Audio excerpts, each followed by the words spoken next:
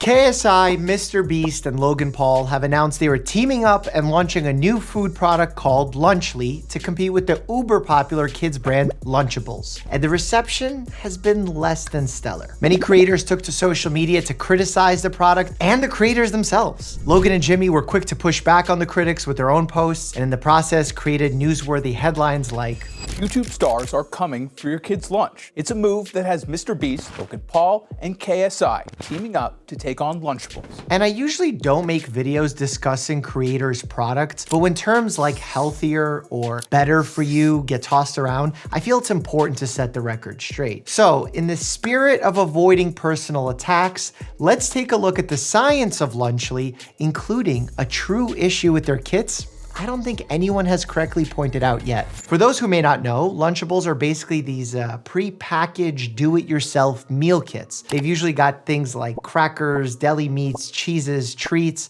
and come with a little drink. And since their inception, they've been super popular with kids. However, it's been known, especially by experts, that while these kits are fun and tasty, their nutritional value is just not good. They're often too high in sodium, saturated fat, and added sugars, and don't use healthy whole food ingredients. And because they fall into the category of ultra processed foods, they aren't healthy to consume often, period. Studies actually show that those consuming high amounts of UPFs can have up to 50% higher risk of developing obesity, and some specific UPFs are linked to increases in cancer. I see it even in my clinic. So many of my pediatric patients are over consuming UPFs, and it's becoming a growing problem across the country. Consumer Reports even dedicated a special feature highlighting the problems with Lunchables and why they shouldn't be consumed regularly due to health risks. My own take on Lunchables, I don't recommend parents pack them for their kids on a daily basis. A low quality food with poor nutritional value. But now what about Lunchly? Starting with the first claim, in the press release announcing the product, Logan Paul was quoted as saying Lunchly is a healthier alternative and that it's a better for you lunch option compared to Lunchables. In fact, throughout the Lunchly website and the social media promo posts, you'll see countless comparisons being made to Lunchables. To be honest, some of the comparisons are kind of cringe and don't make much sense to me, but maybe that's because I'm not the target demo. Flavorful combos versus standard picks? The meal kit combos are nearly identical to Lunchables. Big gestures versus mid moments? I certainly don't remember that lesson in my nutrition classes. I was more concerned with the nutritional comparisons being made anyway, so if someone was to make a healthy meal kit for kids,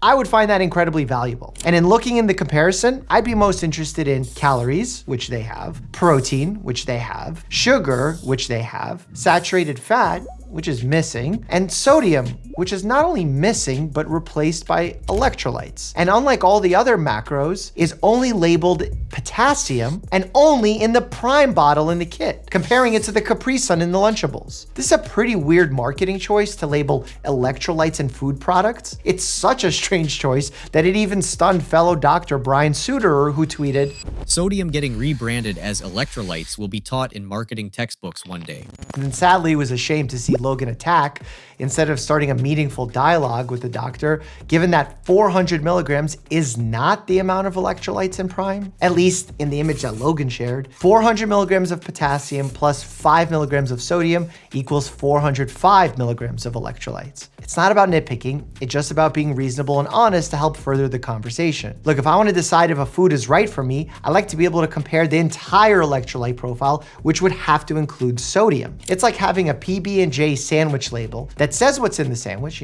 protein, fats, calories, but then the sugar line only tells you what's in the peanut butter as opposed to the jelly in the entire sandwich. I wanted to go further and do the comparisons myself using the nutrition facts from the Lunchables and Lunchly websites, and it's honestly really hard to draw perfectly clear conclusions for several reasons. One, I don't have nutrition facts for each part of the kits. For example, how many calories come from Feastables versus the food component. Second, some of the portion sizes aren't the same. The turkey cracker kit from Lunchables is 82 grams, while Lunchly's is 72 grams. Three, there are so many varieties of Lunchables that just swapping out the flavor of Capri Sun caused significant differences in sugar and calorie content. What I was able to conclude is that Lunchly has less sugar and therefore less calories than Lunchables in comparable kits. That's probably due to the drink component of the kit, as Capri Sun uses sugar and Prime is artificially sweetened. Lunchly has significantly more potassium than Lunchables because of the Prime drink, which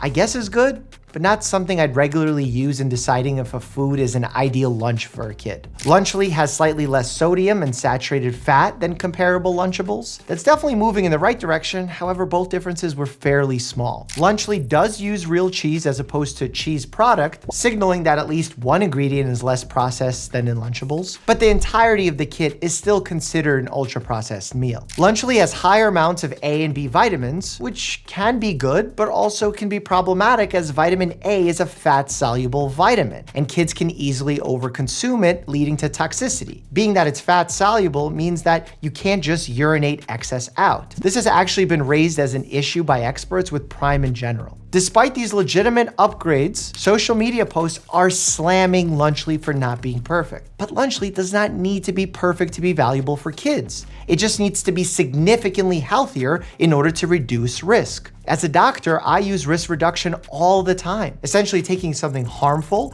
and replacing it with something less harmful, but still imperfect. As an example, I would never recommend starting vaping, but getting someone to replace smoking cigarettes with vaping is generally a good step down in terms of health risk. Knowing all that, is it fair to say that Lunchly is healthier? I guess one can say yes, but honestly, probably more so as a marketing tactic. The reason why? Well, let's look at the recently passed nutrition standards set forth by the USDA for school lunches and see how Lunchly compares. Going line by line here. Less than 10% of calories should come from saturated fat. Lunchly turkey, 23% of calories come from saturated fat. Less than 10% of calories should come from added sugars. Lunchly turkey, 10.4 comes from added sugars. But this is where things get really interesting, and for some reason no one has pointed this out. You see, USDA caloric guidelines say that a lunch meal for kids K through 8 should contain around 625 calories. Kids need energy to function, and calories give them that energy. Lunchly turkey contains only 230 calories, which would mean a kid would need to eat about 2.7 portions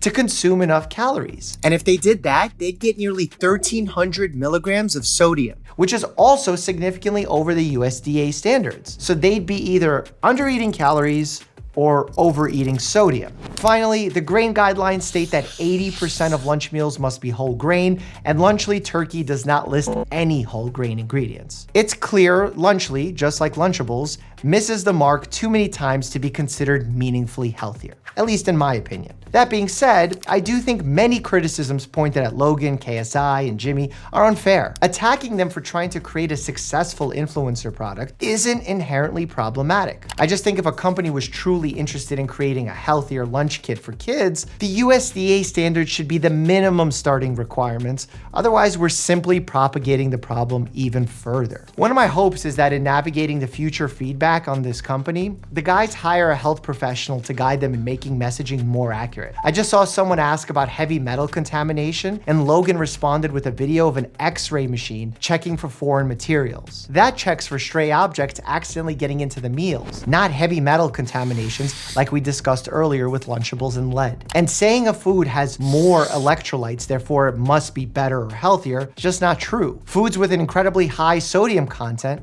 and electrolyte are not considered particularly healthy. In fact, many are considered unhealthy for that reason. I can't expect non-medical people to get this perfect, but if you're gonna stand by a children's food product being healthy, you need to hold your messaging to a higher standard. Eating a diet full of UPFs can lead to weight gain. Click here to see the harsh reality of life at 800 pounds, and as always, stay happy and healthy.